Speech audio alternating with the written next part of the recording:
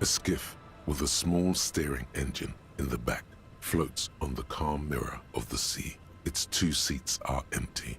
The boat's belly is a shiny yellow color, industrial paint over fresh tar.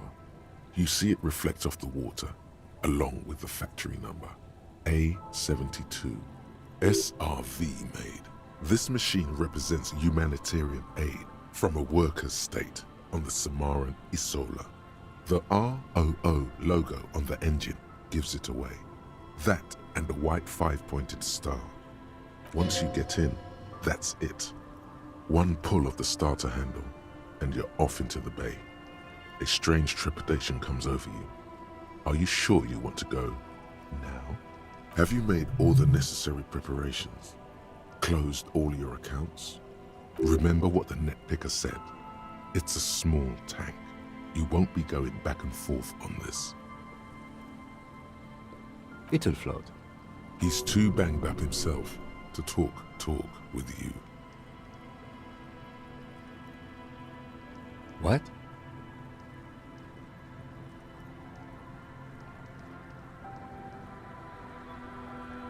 Fine.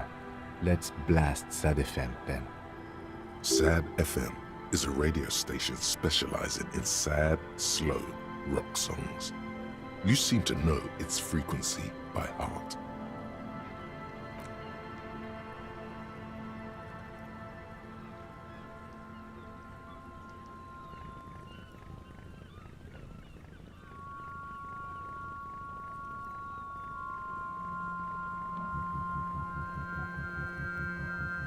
Want to be free. Want to be free.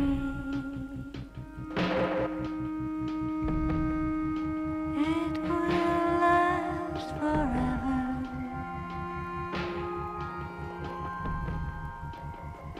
Eternally.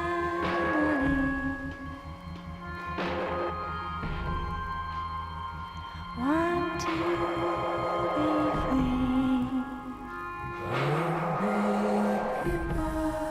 Want to be free. It will last forever. Want to be free.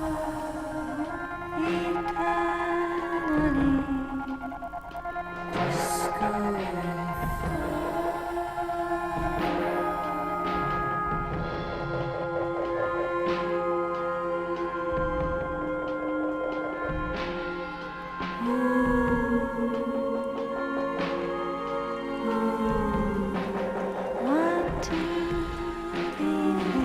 be free.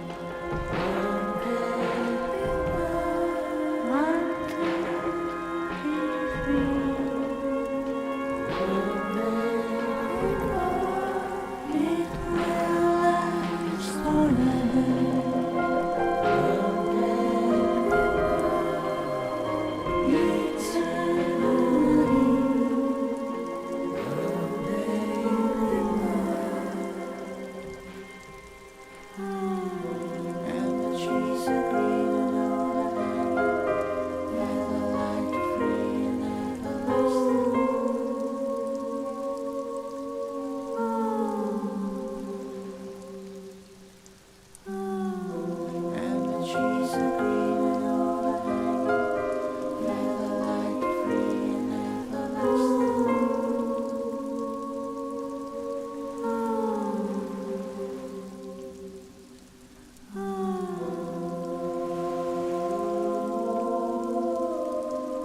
Want to be free.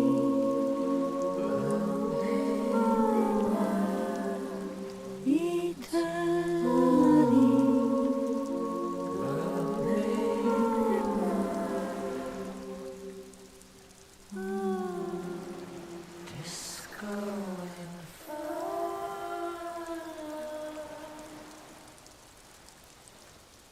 The boat comes to a slow stop. The lieutenant turns the engine off. Then there's silence. In the silence, a sputter of wings. A flock of quails takes off in the distance. Let's go.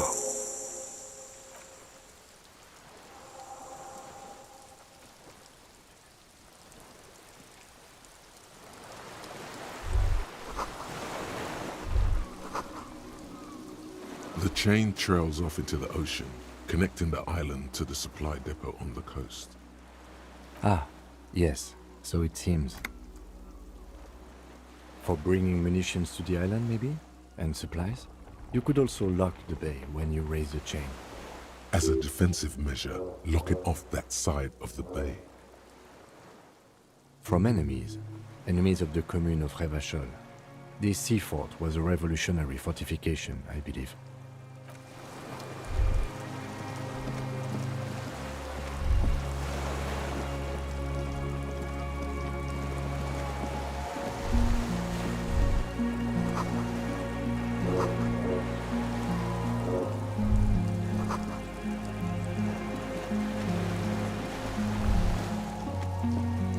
The dry grass crackles under your feet as you stop. Far away, birds' wings touch the still surface of the sea. The flock of quail departs, now more than 100 meters away, 102, 105. On the islet, there is almost no wind under the rain quietly falling on the reeds, bulrushes swaying on the waterline, long dried leaves chafing against each other, the soft raindrops, like a silent orchestra tuning at the beginning of some major work, of great importance to the few who attend. A silent hiss, sea air moving through the needles of a pine tree. The faraway roar of the city, distant like today's dream. Before it, the sound of sand, the low tide filtered through its grains, a bird tending to its feathers. Raindrops fall on water, strangely quiet, forming circles in the distance. A low hum. The air slowly moves through a concrete box, through its ancient slits and cracks, resonating, hollow. A big building. Air flows out of a pillbox window. There is very little there. The air cossets flowers on a meadow. Absolute silence. Reeds motionless. Bulrushes motionless. A drop of rain falls on a black log of an extinguished campfire. Col de Mamadakwa. Yes? This is where a lesser man would stop to think about the pain shooting up his right leg and into his groin. Not you. You're concentrated on how. It is. Is that why we are stopping? The lieutenant nods in silence. Yes? This is where a lesser man would stop to think about the pain shooting up his right leg and into his... I have. Is that why we're stopping?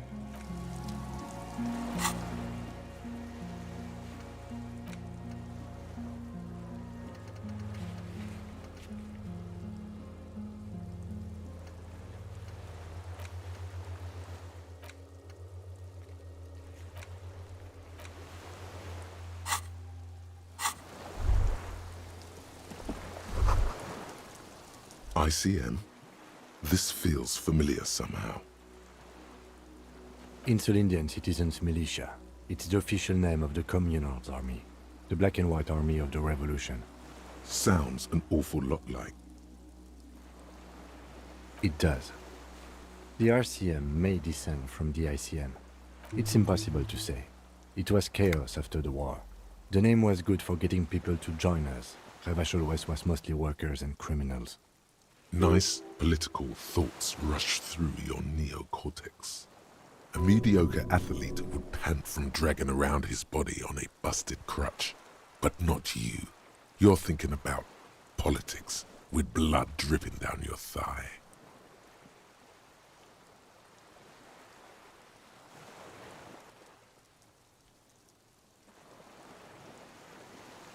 That's just a coincidence, officer. The Co-Mail was founded in 32. No, an upside-down star. with its horns in the sky, the symbol of the commune. No, that's the uninhabited archipelago. A DeLorean-era symbol of Insulinda, known as the face in the sea. After 44 years? That's not nearly enough to hide what happened here, Lieutenant Gefreiter. One of these barrels was still leaking fuel, as you saw. The city is full of things like this. Old bullets, guns, fuel.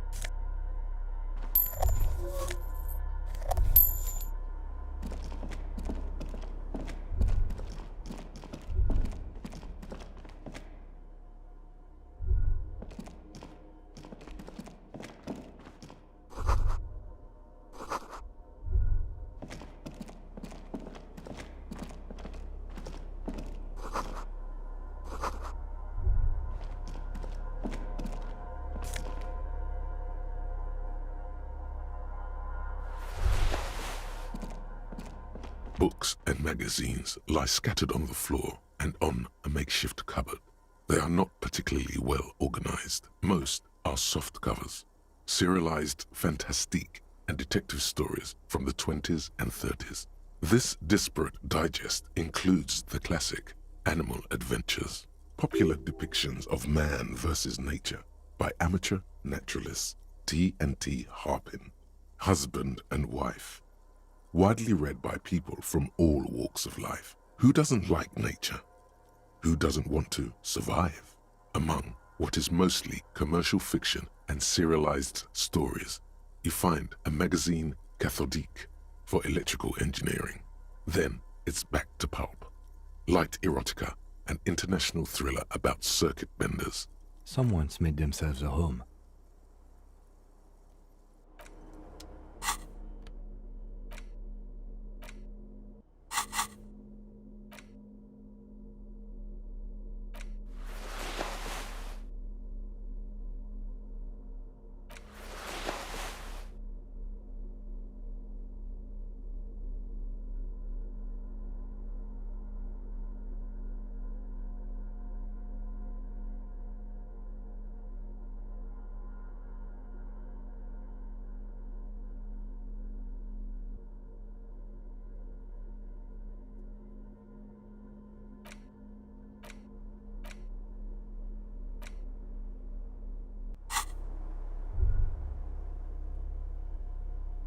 Soft covers, serialized, and oh yes, under the bed, there is a rather extensive collection of critical theory, that is, dour, life non-affirming left-wing literature, published by small imprints such as Abattoir Firm and Ouzia.